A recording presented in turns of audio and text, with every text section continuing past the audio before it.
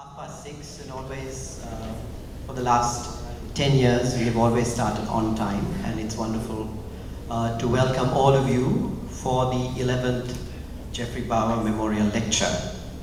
Geoffrey Bawa died on the 27th of May 2003, and the first lecture was held on his birthday of the year that he died.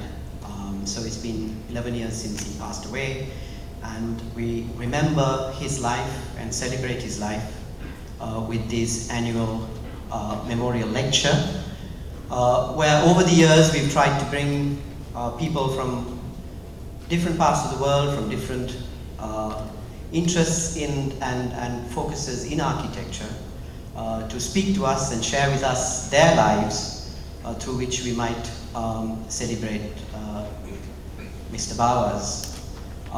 So welcome to all of you who have made the effort to be with us this evening, and I really hope that you would have enlightening experience listening to the two speakers we have this evening. Over the years we've got speakers from all over the world, as I said before, and I think it's the first time we are getting anyone from the Americas, or right out there on the other side of the world. Fransisco Serrano and Juan Pablo Serrano are a father and son duo who work in Mexico. And of course, their work was first seen by my old guru and friend Anjalendran. And I don't normally find Anjalendran waxing lyrical about other people's work. It's usually his work that's the best. But I remember him coming along and getting extremely excited after seeing a wonderful building of the Mexican embassy in Berlin, which had been done by Fransisco Serrano, and saying, you know, we really must have them here to speak at the Geoffrey lecture. And I must, at the very outset, thank Mr. Miles Young, who over several years have sponsored the lecturer or the speakers to come out to Sri Lanka. He's been very generous with the memorial lecture, and we always thank him, and I really would like to thank him for having brought people from the other side of the world so that we could listen to them. Fransisco and Juan Pablo are very special architects, because it's for the first time I've ever heard of a fourth generation of architects. Juan Pablo is the fourth generation in a line of architects. His great-grandfather was an architect, his grandfather and his papa, who is with us, and him. So I've heard of business houses going into 4 and 5 and 6 generations, but to actually have an architect, it's 4 generations of architects, one after another, is actually quite special. So I think it's a great privilege to have both of them with us. And although they don't work in the same practice, they have supported each other on various projects, and they have done some wonderful work. And today in Sri Lanka, as we sort of, you know, open up into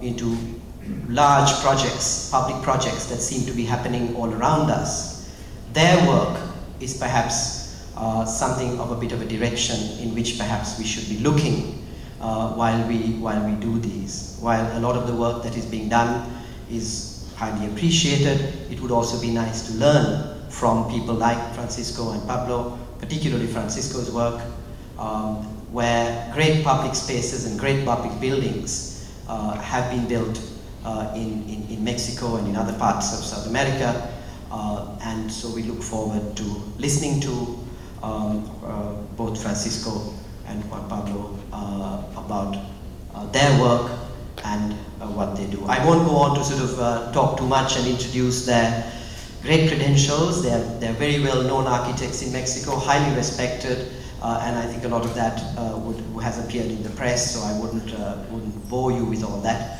And without taking too much of your time, I'd like to welcome Juan Pablo and Fransisco to speak to you this evening.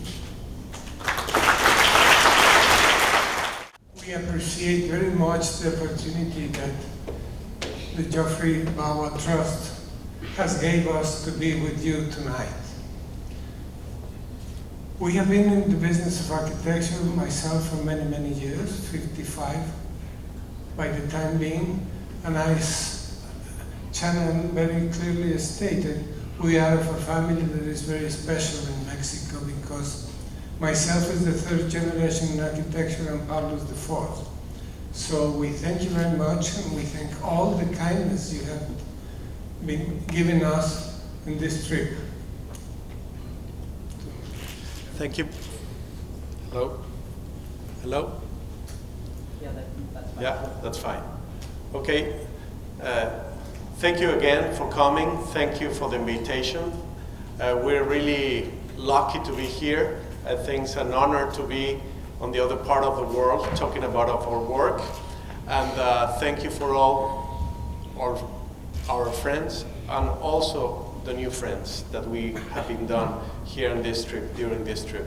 So let's start talking a little bit about what is Mexico.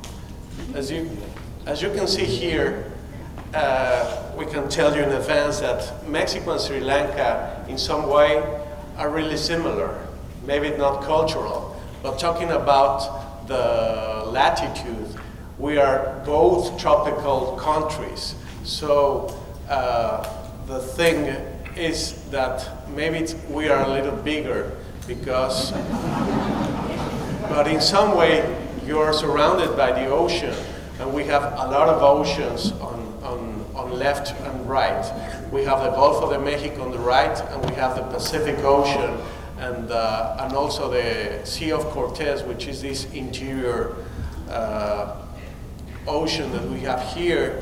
It's really famous because all the fauna that we have here, about whales, about things. So in some way, all this area is really similar. We have the same humidity, the same heat, the palm trees. So in some way, we can say that we've been working with similar weather, similar sun, similar winds, similar things as you have done things here. Let me tell you a little bit about Mexico and its whole culture. We did have an exposition in the 20th century that was called 4,000 Years of Mexican Architecture. Most of these cultures are before Christ, and many are after Christ, as you probably know. But the most impressive thing is that they have been a combination and a mixture of culture between the old pre-Columbian cultures and then afterwards with the Spaniards, what we call the mixed culture. It's important that Mexico, we have many cultures. You can see here we have the Mayas, we have the Teotihuacans, we have the Aztecs. So it's really a mixture of different people, different languages, different food, different things. But at the same time, the mixture has always been, thanks God, very fortunate. We didn't have too many struggles, even though, as you know, conquering a country is always a big struggle in the life of people. But let's talk a little bit now what happened when the Spaniards come to Mexico. They come in the 16th century, something similar that the Portuguese people did here. And they left us a way of building which was different, a way of building that was basically done with the Renaissance rules, put it in a new continent. So this is what the big squares like the one on the left and the small pieces of culture, especially religious culture, was taught to us. Now let me tell you something about contemporary Mexico. This was my grandfather. My grandfather was born in the late 19th century and died in 1915. And he did some very, very well-known buildings in Mexico, in major corners of the city downtown, which are both pointed here. Then this was my father. My father was really the pioneer, or one of the pioneers of modern architecture in Mexico. He first was an engineer, and then he studied to be an architect. Most of his work was very well known, and especially because the themes of the buildings he was fortunate to build were the avant-garde things like the cinema, or the buildings that were multiple dwellings instead of singular houses. The other thing that was important in his life is that he was a teacher. He was a teacher for many years in the university, and he left a very good image and very well related the information he gave to engineers and architects about what we call now sustainability is about.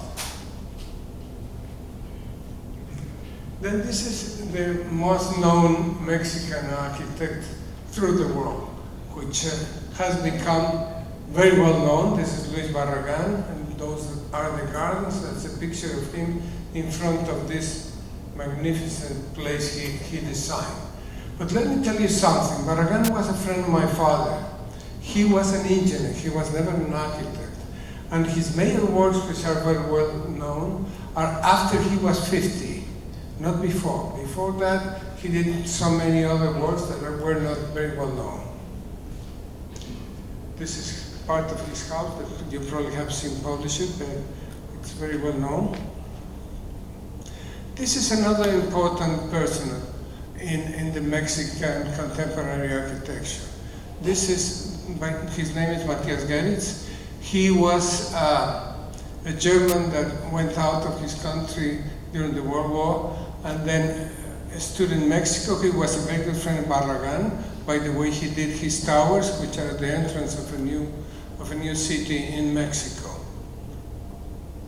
He was also a great developer of great ideas, like this, which is a common sculpture done in the Pedregal, which is a part of the lava of the mountains close to the Mexico City, which have this circle that just look at the space in the skies, and it's saying this is the world, what is about it. This is another famous person in Mexico. This is Chucho Reyes, we say. The real name is written down there. But he was the first guy to introduce to architecture the colors in architecture. By the way, you will see in our work that we do not use too many colors. We only use one, which has all the colors mixed, which is white. This was another famous architect. He was the first one to use colors in architecture in Mexico, not Barragan. One was this guy. And at the same time, he was very modern. This was one of the last buildings he built close to the 80s. Now, as you probably know, Mexico City was found in a lake. When the Aztecs came to this beautiful valley, which is very high, related to the rest of the country, they find that they had a mild weather, they have water, and different pieces of species to have a better way of life. So now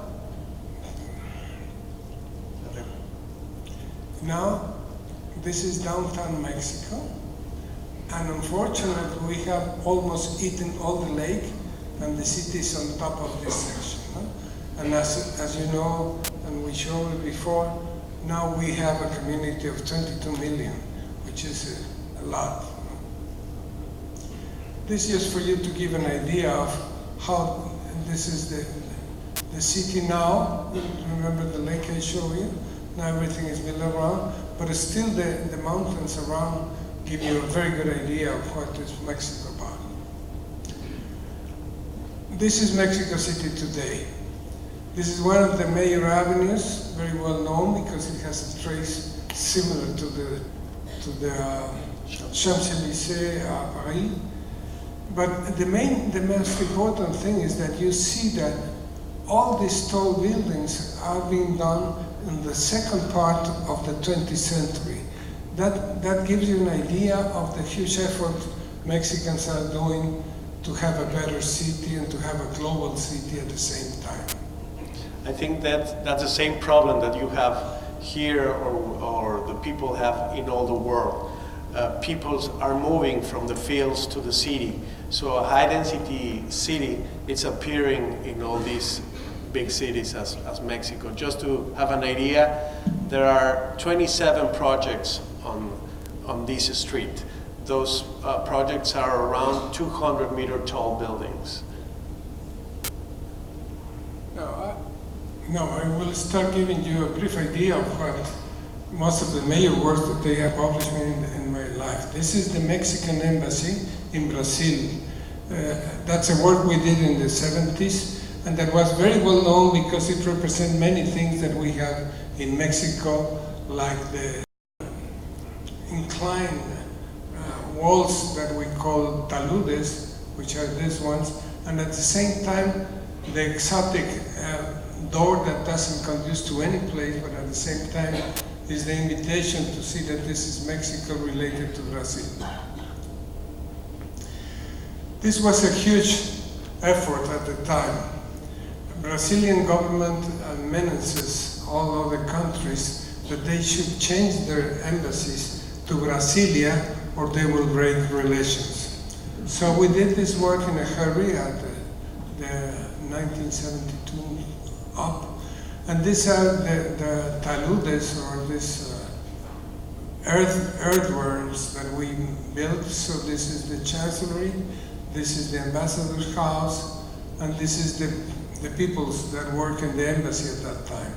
And at the same time we have this big space that has the function of giving all the parties, open parties, and, which is typical in South America and also in Mexico. And at the same time, we use the site to see the lake, which is in this part. Now you can see it from the house of the ambassador. That's the look. This is the chancellery, and that's the lake. So it was something new for many people to do things in exposed concrete, things that were very rough in the idea, and at the same time have these roots of Mexican culture. This is another project that we did, which is a big one. This is a university, this is a Jesuit university, which houses 15,000 students, and that was the first piece of development in this part of the city. There was nothing around when we built this 30 years ago. Now this is one of the new colonies in Mexico, which has housed most of the new corporate buildings, which we have been fortunate to design. So this is a building that I've been working for 30 years already. We started with this part originally, then we did this other part, then I did this part, and now we just are finishing this. 30 years working for the same client, which is not very easy. This is something that is typical of Mexico, not too much in use anymore, but the use of brick. You have brick and you use it here. But here we use brick the way my father taught me. That is the brick that it's part of the form for pouring in the concrete, which is very different from the way you do brick in some other conditions. And so we can do big spans or we can do tall buildings with the same process of construction. This is the middle of the patios. Remember that we come from a culture that loves patios on account of the weather. And in this case, patios on top, patios on the bottom, and even patios underneath. Here you can see this is the cafeteria, which is underneath, the big patio, and the tall building, which is the library. I have been fortunate enough to do many public buildings in my life. This is one of them. This is the federal courts, which was done after the quake in Mexico. You know that we have a terrible quake in 1985, and a lot of buildings fell down, and this was a reconstruction of these courts. This I'll show you because it has a relation with the climate. You know, this is the main circulation, and it's open circulation up into the air, and at the same time at the sides are all the courts. So that relates us very easy to our climate, and at the same time gives you a sense of pertinence on this big axis and this scale that is monumental, like many things we have in Mexico. This is another work. This was the first work that I got a prize in the world. This was done in the 80s also. This is my house, which is, instead of this, it's sunken, and all the garden is on top of the house, as you can see here. So this is the way you can feel the space. That's very common now, but my father was the first guy to do a roof garden in Mexico, and we continue with this good experience. And this is a patio inside the house. As I told you, in this part of the city, most of the corporate buildings have been made. We won in a competition this to do the Hewlett-Packard complex. And I will tell you in advance that the way we do the concrete is very particular of us. We have done this in the Mexican embassy in Berlin, which I will show you, and China told a little bit about it. But this is a concrete that is not exposed, it's chiseled. After it's poured, then we chisel, and we have, instead of gravel, we use marble. So when you chisel, you expose it. And when you expose it, it brights and doesn't look like concrete. This was the scheme of Hewlett-Packard, only an office building with the patios, with the umbrellas, which is typical again of the climate. No? In section, it's very simple. It's only this, with this section, which is the public part, and this is for parking.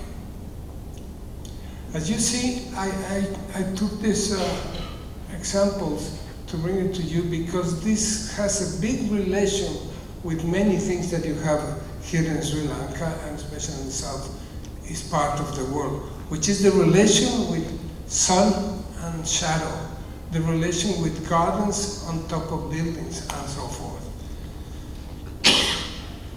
This is, again, another view of the same building. This is a competition that was held when Mexico started to do the NAFTA, which is a treaty of free commerce with United States and Canada. A change of the scale of the building, office buildings came in. This was a competition that we were fortunate to win, and it's the biggest development and private development done not only in Mexico but in South America too. This is a complex that we have been building for 18 years. This is we just finished this in 2008, and has 20,000 square meters. When we won the competition, we thought that they were killing us. I said, we'll never do that. That's impossible. It's too big to be doing that. And so we did it.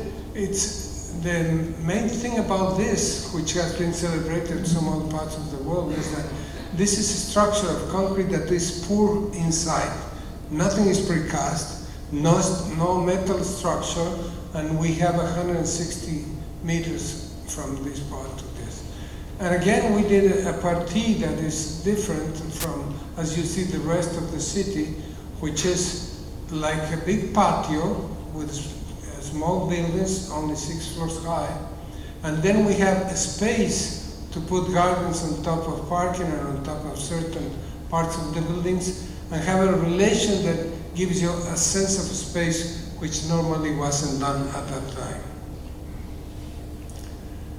Here, there's another thing that is important. After the quake, all the ways of constructing in Mexico changed.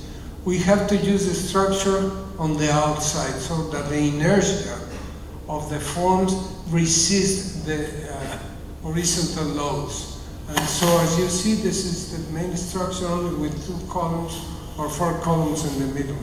And these small buildings have all the facade structure and only 1 column in the middle, having 15 meter spans. This is the section of the same building that you can understand how all the parking and facility services are here. Some part like reunion or meeting places are here. The gardens are on top. And we also use the street to have parking facility, public parking. And again, on this other building, which was the last part we built, in this case, we have 160, the same case than this, but we wanted to have different forms, but at the same time that they were friends, the friendly relation between 2.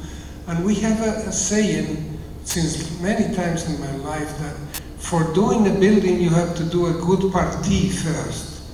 A partie that means that you have an idea of the total, even though time is going to be in the middle, changing many things on your mind even.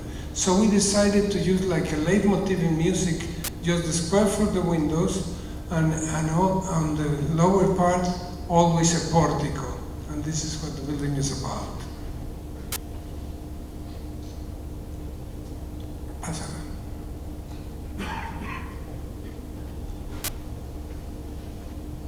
So let me just say something. In any case, all the sky lifts and stairs are always on the outside, in this part here and in this part here. And this gives you a new idea that the floor spans are free of columns and free of elevators and so forth. And as I told you, and the concrete is something that we develop, thanks God to the client that let us do it, because, you know, rich people normally don't want concrete buildings. They want buildings that are made out of marble, granite, or something that is polished and luxury look. So we were fortunate now this is used in many other buildings in Mexico. This is a building that is very well known, as probably my friend Alejandro told somebody to invite us on this. This is a small building that we won in a competition also. This is a Mexican embassy in Berlin. That we have only an idea in the main partie. All the buildings, basically, in Berlin especially, are made out of windows like this. So we decided to skip that scale and give it another scale. So it has a sense of monumental, but light monumental, because this is only 18 meters tall. And at the same time, when you look at it like this, it's like a wall. Apparently it has no windows at all. And at the same time, this is just a brissolé, again for climate. The structure is always on the outside, and we have a void here, which is the patio for the elevator and the stair. That is the common room for everybody. This is the plan, which all this section has to do very much with the city rules. In Berlin, they're very strict. I will not take your time on that, but that's the reason of this form. All the rooms must open the doors, and at the same time there is another building here, so you cannot be close to the building. So there is a relation with these forms. Again, section is important and structure is important. Again, the sun is something important. As you know, Berlin has extreme weather and very bad light, basically, in winter. So we decided to have an open glass to the sea, to the sky, and at the same time puncture walls that now are very common in some of the work we have done afterwards. In this other picture, you can see how transparent the embassy is, and at the same time, if you remember the picture I showed you of Brasilia, it also has the sign of a door. The sign of a door that relates our country to our friend's country. Again, a play of form which is common in all my works. This is what I was telling you about the light. The light is different, no? The light is, even though you have this amount of light, it's so bright the light that we need these openings, and you see how the shadows changing it. This is the inside of the embassy. We always use in the work, especially in the public work, we use Mexican art and everything.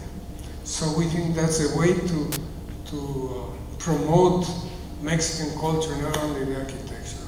And again, there's a garden on top. And for you that know Berlin, this is the very famous street called Klinghoffer Street, and this is the Tiergarten, which is a major park in Berlin. This is another embassy that we did in South America. This is in Central America, the Embassy of Guatemala, which is very different from the other.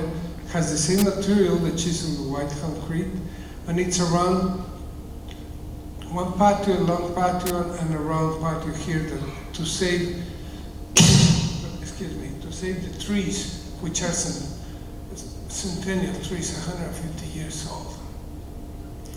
Again, the preoccupation for the climate. I think that's important, to have sunshades and have better light and not a problem with quality of the inner spaces. This is the patio on the back for big parties and so forth, and this garden is on top of the garage, the main entrance of the embassy.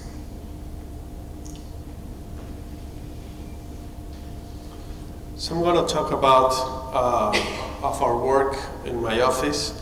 We have been working for 21 years, and in some way we were really curious about what can we add for new architecture. So how the architecture has been changed a little bit with new technology, computers, 3D simulations, and all that. And this is an example of what we've been doing. This is in Tabasco. It's a really climate like this, and we decided that a cover for a whole building was a good idea. So that's why this is cool. It's all covered with this perforated metal sheet.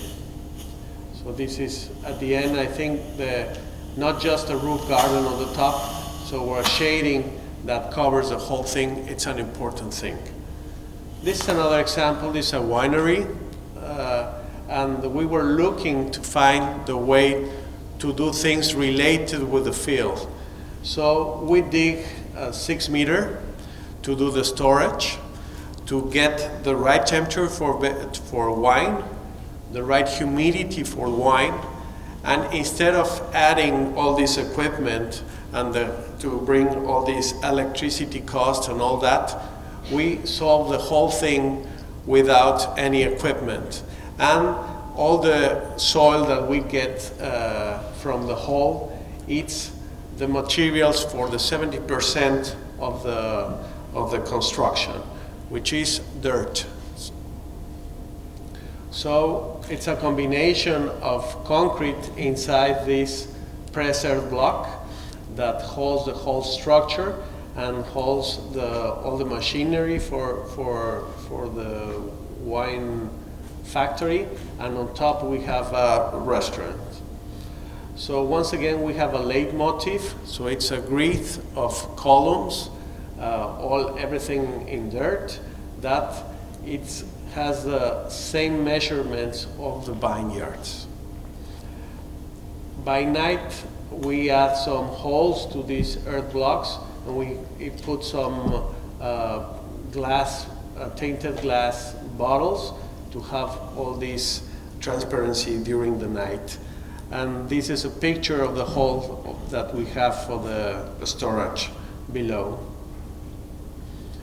So we hope to open this winery in the few months, but now on it's a statement talking about sustainability and organic wine.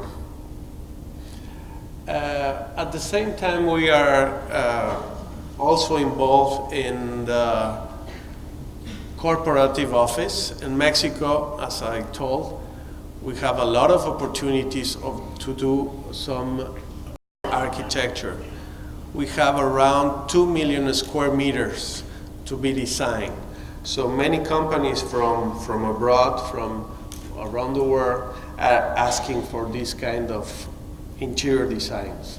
So this is an example of a publicity agency that we developed this furniture with these clouds for acoustics. So each team can work with different brands and different things. And you can notice that this is not a bank, that this is not a lawyer. This is a publicity agency. So branding and all that, it's present on the solution of these kind of spaces. So which we really want to solve that each project is completely different. So that's what I like a lot, to meet new people and to solve new problems for each client. This is another example of this corporative office. This is for Siemens.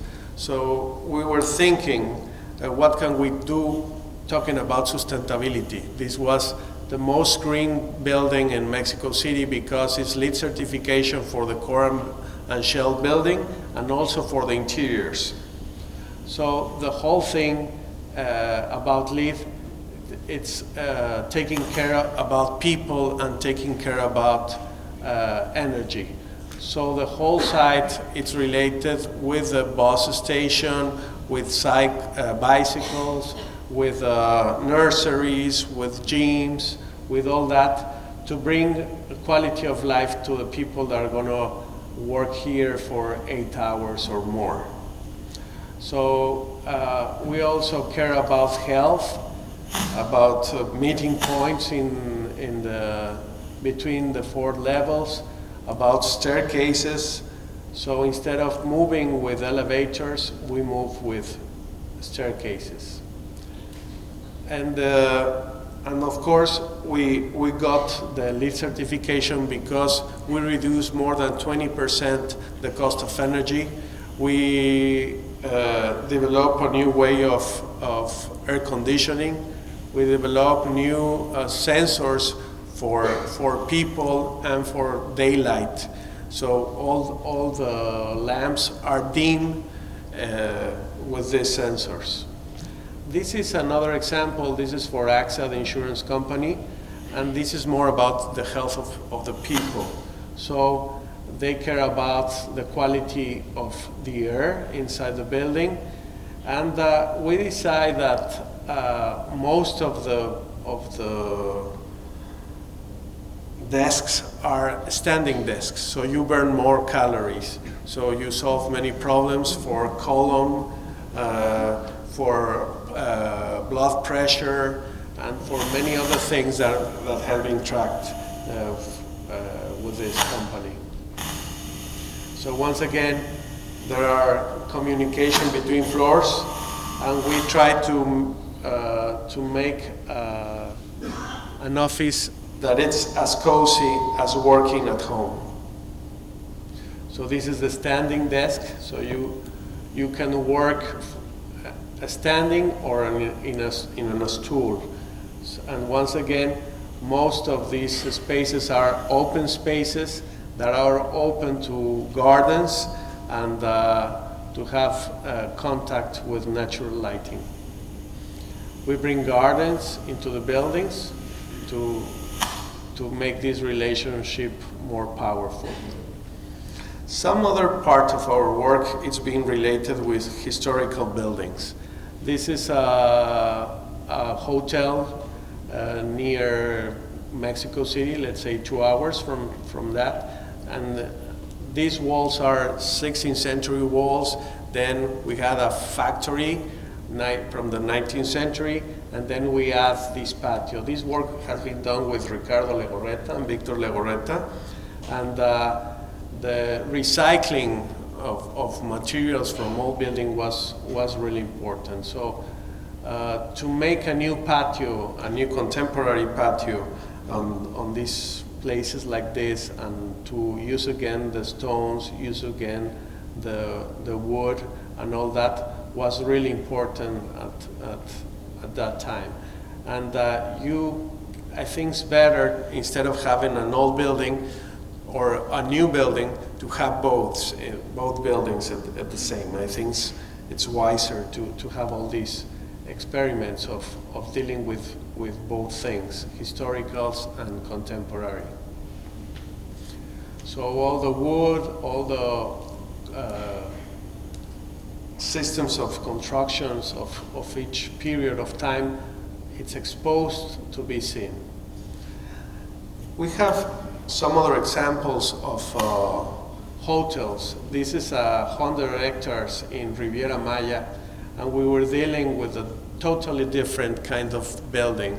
This is stone walls, white walls of stones with palapa, which is palm tree roofing, and some other kind of, we say, wooden stone that brings the coziness of a hotel to these kind of places that, as I told you, could be similar what you have here in Sri Lanka or in the surrounding island that you have here.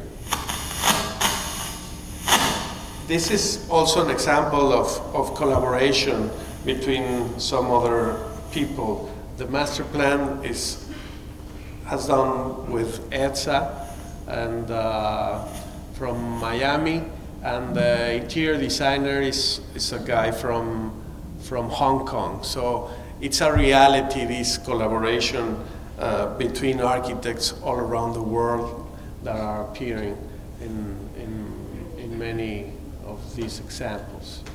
This is another building that we did in Guerrero, that's 6 hours from Mexico City, and it's a project that it's a Vshape with a garden in the middle, a palm garden in the middle, and once again, the relationship between new materials as concrete exposed and on the garden to make these apartments bring some quality of life that some other buildings we think that they don't have.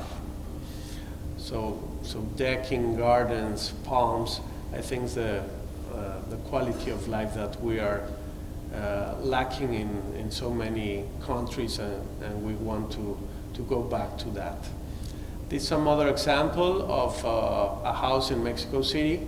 So the main idea is to have 2 gardens, one for the morning and one for the evening. So the whole house, you can open all the glazing. So you depend on the weather, you can be inside or outside. And once again, the use of new materials, new technologies are present in these projects. This is a house near Mexico City, near the lake, and the main idea is to be hidden in the landscape. So everything's stone and concrete and wood. All the interiors are reclaimed wood from all the constructions, and use the labor, all the handcraft that we have in each place makes the house completely different. And we use art people and interior designers to solve each project perfect for a client. Once again, at the end, we leave and the client get these kinds of spaces and the relationship between the outside and the inside. This is an example of the first example of sustainability that we tried. And once again, we were thinking what to do. And the answer was again the preserve block. So we dig 3 by 5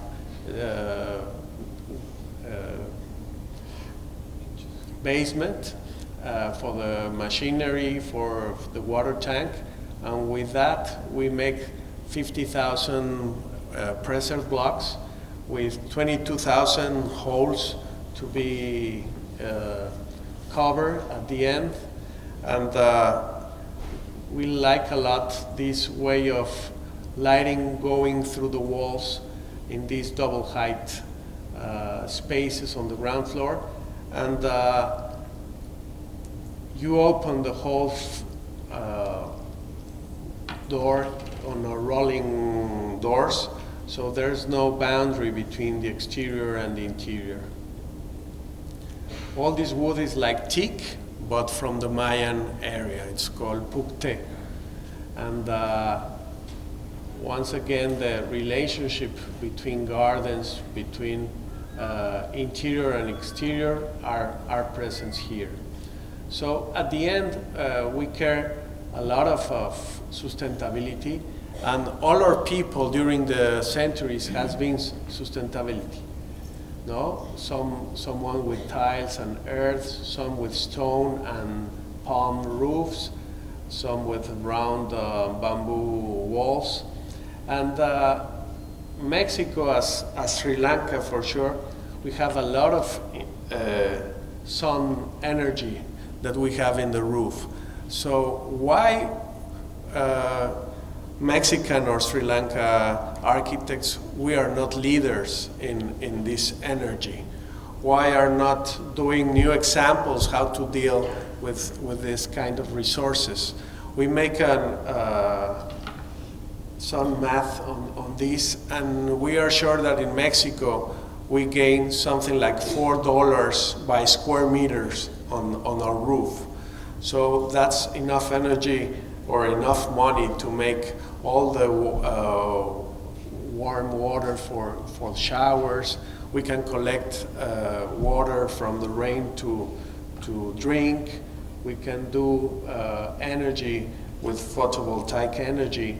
So once again, as a tree, which is a biology machine that enhance the speed of wind and makes a really nice space to be. We think that our buildings should be these biological buildings to breathe, to open your eyes, to close your eyes, and to gather some energy on top. So that's been a related thing that we add to all our projects as this energy roof, that it's a constant on our recent work. The insulation, the double facade, and the whole thing to solve these problems of the big cities about all these resources.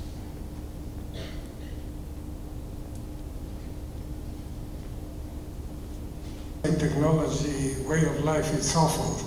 I cannot put a mic on. Well, this is works that we have done together, and we are finishing with these works. This is a corporate building for Banamex, which is City, New York in Mexico. There was an old building that was of two different owners, and then they asked us to link them in this corporate building. So this was the limit between the two buildings, and we decided, instead of having gardens here, to do a big patio here that links both parts. That's what is important about this building. And at the same time, again, use the roof for gardening and have the patio and water and so forth that makes life a little bit better. This is, you can see this is clearing water going up that is used for the air conditioning, lowering the water temperature. Some of the time before, this has been a client that we have been working for them for many years also. They decided to do a building, and we could not make a foundation for the building, so we decided to hang this to the old building. That's what is important about it, with the link and just a neat place as possible. This is a building done in Acapulco. Acapulco, as you probably have heard about it, is the most famous port in Mexico on the Pacific. But instead of doing this for hotels or relaxing or I would say vacationing and so forth, we were asked to do a corporate building for offices of people that work in Acapulco, and basically this is for Coca-Cola and another brand of refreshments. And this is a building that again has all the structure on the side and just few columns on the middle. Again, this is a garden on top of a small roof, and then we have glass on floors and glass on ceilings so that we can get natural light from top, and from these holes we can get natural light also all through all the four facades, and taking care that on these two sides, this is south and this is north. On north we can allow with a certain cantilever the opening of almost all the year, but on the south we should be closed almost all the year. So this is what we got. As I told you, in Berlin we start doing some things like this. Berlin and this are almost of the same age. The important thing here is that the air is flowing the hole surrounding the crystal glass that we have for the container of the offices.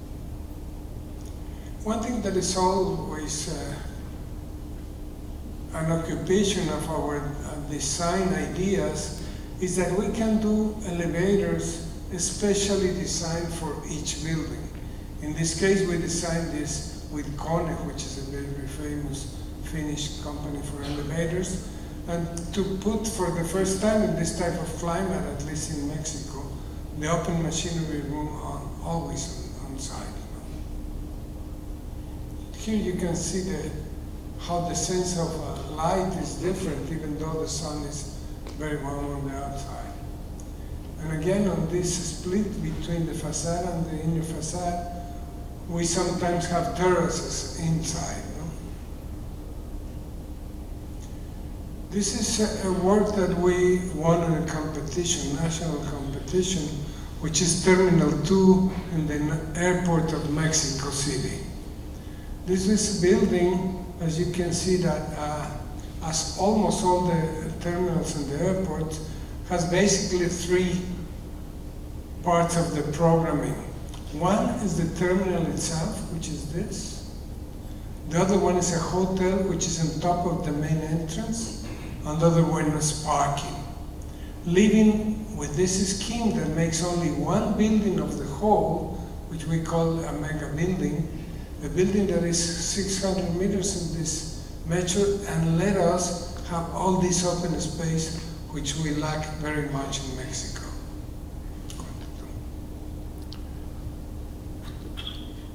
So the thing is that we add this garden to the city. We solve all the highways to get into this patio. We solve to bring all these 7 levels of parking, and then cross a shopping mall with a hotel on top to get to the terminal on the west.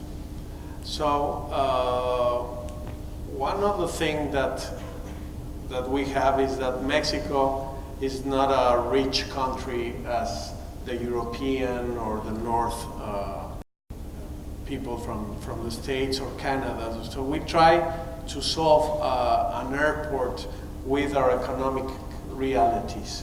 So no many elevators, so no many escalators, and once again, the whole building is an exposed white concrete chisel that we can complete in 27 months. The political times are really short in Mexico, and also the cost is not that big as some other airports in the world. But this is the final product. So this is a great patio, which is a car lobby, and the best, I think, sensation of coming to the airport. And one thing that always worries us in this project is that we need to have an image, a door of Mexico to foreigners and to people that come to our city, that give you an idea which is different from all the other airports that are through the world. Most of the airports in the world, I mean of the same age, everything is in glass. So we decided not to do it that way, to have the punctures that we see in the ceiling and on the walls, so that we can have another idea and that maintenance will be really low. We have been receiving many visits from other countries to see how we could do the building, as Pablo was saying, only in 28 months, from beginning to end. And at the same time, that even though maintenance is not well done, the building looks like a new building still. All the shapes of the building are related to light. The way the light's coming through the north, the way the light guides us through the buildings, through bridges, and then the way the light's coming, even natural or artificial lighting into the building. So most of the time, all the lights are off in this building. And another thing that is important is that we do not have air conditioning except on the final waiting rooms. That's a rule from the IATA. But all these spaces have natural ventilation and natural light, at least almost most part of the year. This is the only part that we have this equipment for air conditioning, that only air conditions 3 meters down. On top there is no air conditioning. Again, as you see in the world we did in Acapulco, is the play of light, the play of inside and outside, and at the same time being aware that you are in a different building. You probably like it or not, this building, but you will never forget that everything is punctual.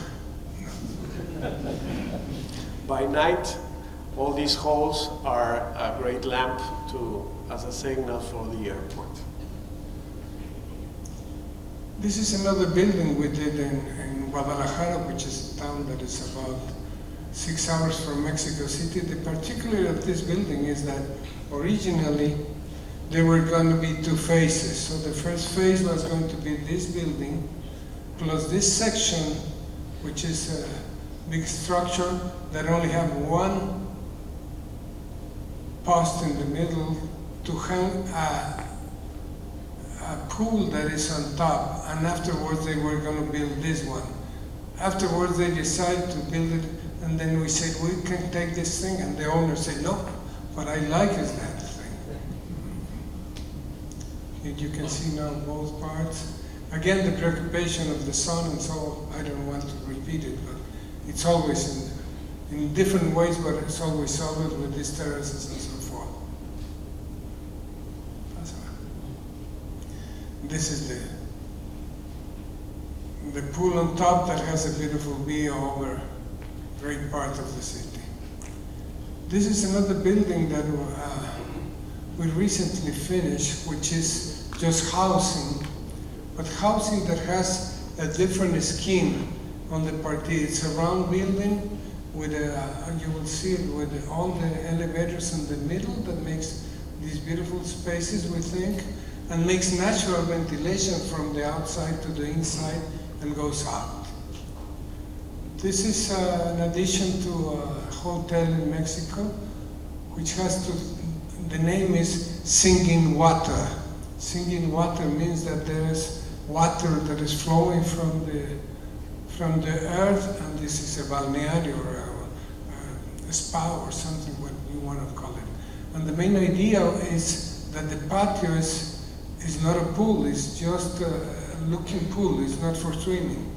And then it's open to this beautiful thing. And all the water that comes here is always running and then goes and irrigates the fields of the element.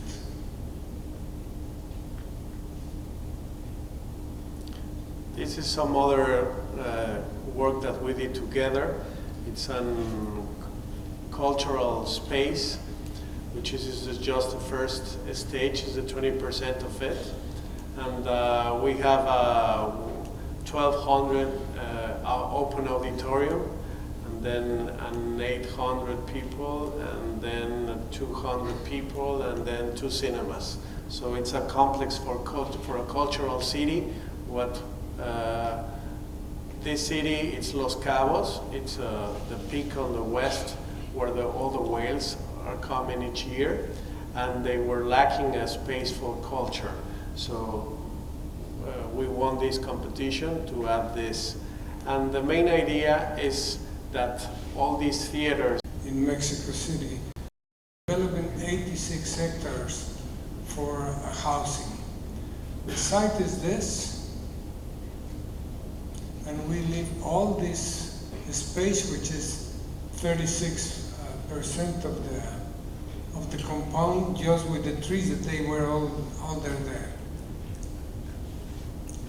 See, the main reason of this compound is the changing social culture dwellings that are needed in this part of the city. So instead of having, these are private houses, but instead of having every house just looking at the main park or the main artery or main road, we have enters to these small spaces that give entrance to 4 different properties. Each one has 20 houses. And at the same time, we can liberate all this space for a park that links together with the open space that we left. And at the same time, this will be the part of the tall buildings. We are doing, by the time being, this building, but we also have all the sustainability items that are needed in these places. So all these houses and all these buildings will have water from a treatment plant, so you don't use potable water to drain or to do all the gardens, and you have a lot of things in common, that it's the opportunity of doing new complex for the city. For example, this is a water tank for the whole units. This is the sports club at the end, with this nice pool, cafeteria, and gym, and everything.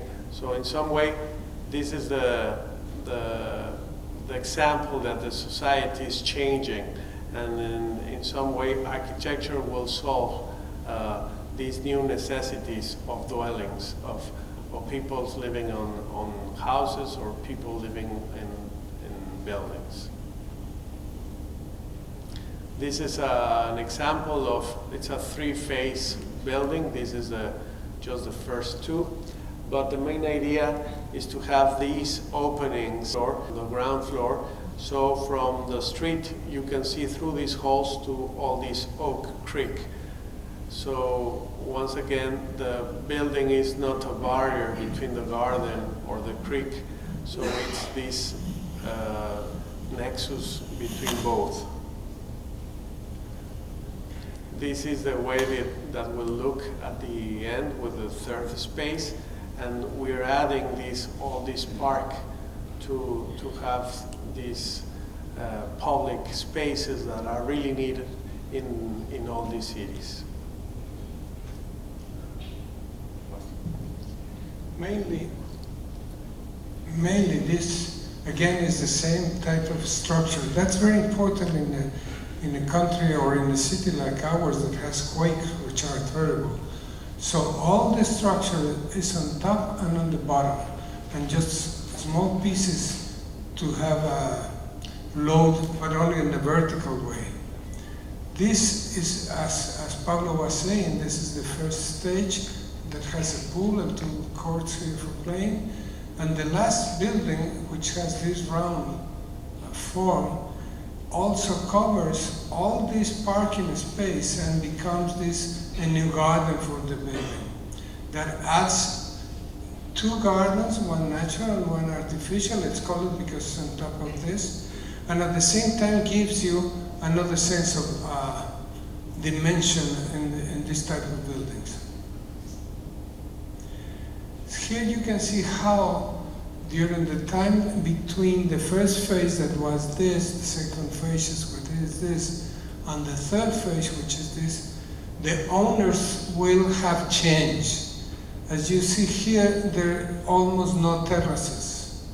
Now all the clients which are looking for this type of buildings are looking for terraces. Terraces that overlook this beautiful oak trees that are in this part, and at the same time they prefer to have more facade, even though these have the same area than these ones. These ones are in a shape like this, and these ones are elongated. So that for your patience, and we again are very grateful to the trustee and the invitation you have given us. For us, it's an honor to be able to talk with you about what we think in our life is the sense and the reason of living is also, for me at least, architecture is a must.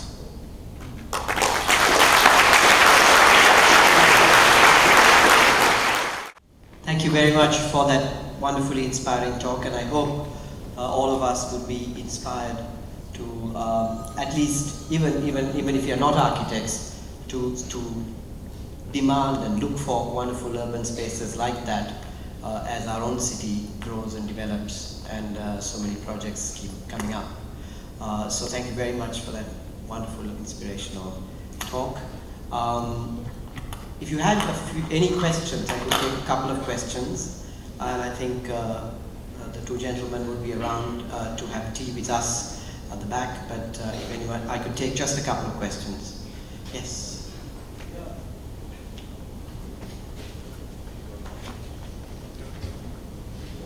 A great historian, Toynbee, while analyzing 27 different civilizations, reached many conclusions. And one is that when a civilization is going down, the rich people are making monuments. Yes, so if basically, is it a sorry. why did What I said was that Toynbee, a great historian, while analyzing 27 different civilizations up to now, reached many conclusions, and one is that when a civilization is going down and the barbarians are knocking at the gates, rich people make monuments for people to remember. Are we going down? Well, I think, I don't think civilizations are going down, first of all. And I think we're going to new kind of civilization. So this transformation from towns or from people from the fields gathering to big cities, it's a big opportunity. Big opportunity for commerce, big opportunities for gathering together, to knowing more people. But at the same time, we need big buildings. So that's exactly what are we thinking? What can we do as architects in the 21st century can do with high density buildings? And what's the right balance between open space or green space and tall buildings? So I think these examples are part of it, to really convince a client that we must have more than 50% of the land, keep it green, or to add a green park above a parking. I think is part of the idea of the way to solve this problem of really tall buildings or high buildings or things like that. Let me add a little bit ironic on the answer. This question has been formulated for centuries. People start gathering first in small towns, Then they start gathering in big cities. Now we are gathering in huge cities. Why? It's not like everyone is crazy. It's not like everyone in the country lives beautiful and in the cities lives awful. I would say it's the other way around. The reason of the cities and gathering is to get the best you can for you and your family. And using an old example, which is very awful, but it's true, people that live in the country, at least in our Mexico country, do not have all the services they deserve on health, for example. So if they go to the cities, even though apparently they do not get anything, they get better jobs and normally health insurance that gives security to the family. So at the very end, gathering has both signs, plus and minus. Plus is all the facilities you can get from the community. Odds that security and many other things are at risk. But anyway, I think that the world, for many, many reasons, is becoming a world of cities and not of countries. You play with circular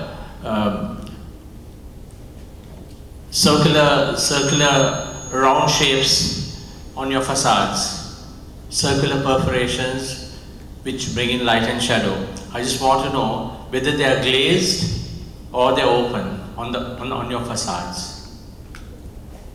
We have both examples. In Mexico City, we close, and we don't close once, we close both, because all new sustainability things are more on thermal things, so that's why we close 2 times. But if you go to the coast, to the beach, to a climate like this, with 30 degrees, we keep it open, try to make this flow through the holes and filter the light and really increase the speed of the flow of the wind. Sorry, Let me add something else, because that's curious, because the question is always the same one. As Pablo said, it could be open or closed, but it could be also close to the water or to the rain and open to ventilation. So in these circles, the upper part, the glass is outside, and the inner part of the wall, the glass is inside, so that you get water going down and air going through. We don't have problems with birds.